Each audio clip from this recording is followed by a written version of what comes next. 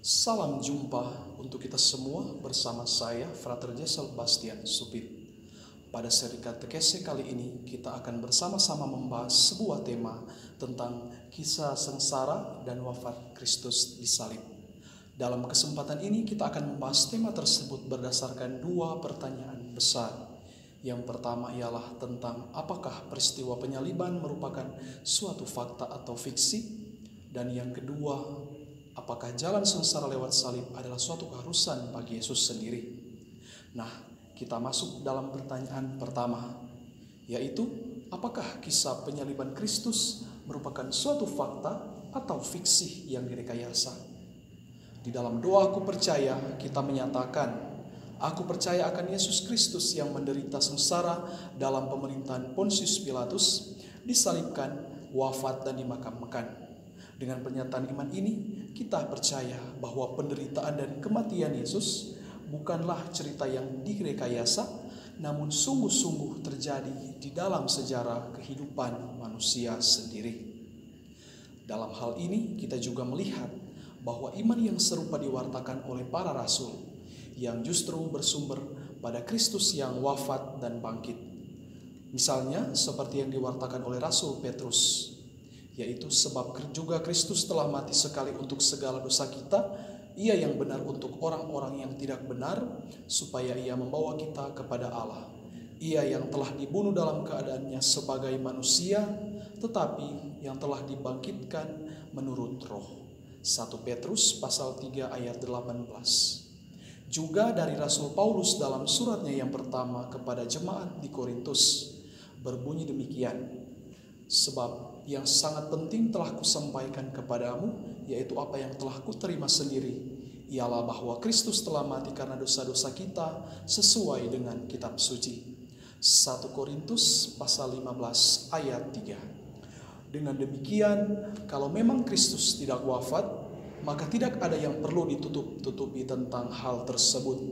Namun para rasul dan jemaat perdana tetap memberitakan Kristus yang tersalib, wafat dan bangkit, walaupun mereka harus dianiaya karena itu. Mengapa? Karena Kristus yang menderita dan wafat adalah merupakan suatu kebenaran sehingga tidak perlu ditutup-tutupi, sebab hal itu sungguh-sungguh terjadi.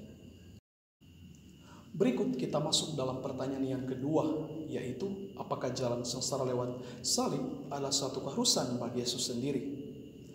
Pernahkah kita berpikir mengapa Yesus memilih penderitaan yang begitu berat sampai akhirnya mati di kayu salib untuk menyelamatkan manusia? Apakah tidak ada cara lain yang lebih mudah? Santo Thomas Aquinas dalam Summa Theologinya menjelaskan jawaban untuk pertanyaan ini berdasarkan suatu keberatan yang berbunyi, kelihatannya tidak perlu bagi Kristus untuk menderita demi menyelamatkan umat manusia, sebab umat manusia tidak dapat dibebaskan kecuali oleh Allah, dan tak ada satupun yang dapat mengharuskan Tuhan, sebab ini merupakan hal yang tidak sesuai dengan kemahakuasaan Tuhan. Maka kelihatannya tidak perlu Yesus menderita. Dari keberatan ini dapat dijelaskan bahwa kata keharusan memiliki beberapa arti. Di satu sisi itu berarti di mana kodratnya yang menentukan demikian, dan di sisi yang lain sesuatu dapat menjadi keharusan dari sesuatu sebab yang di luar dari dirinya, dan jika ini terjadi, ini adalah sebab yang efisien atau yang menggerakkan sehingga dapat membawa semacam keharusan.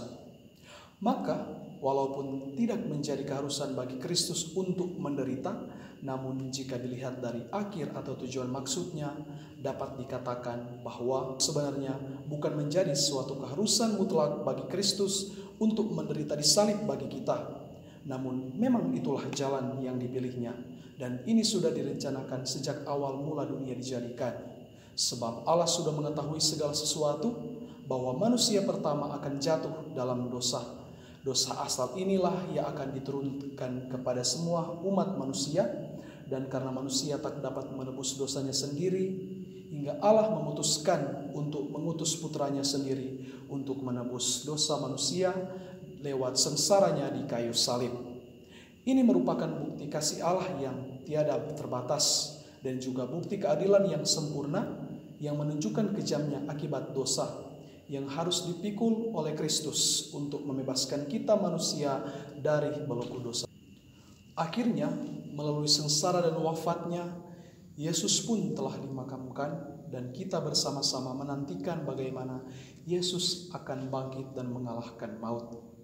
Demikian sahabat-sahabat terkasih katekese Katolik kita, semoga dapat sungguh-sungguh dihayati dengan baik dan dengan penuh iman kepada Kristus. Tuhan memberkati.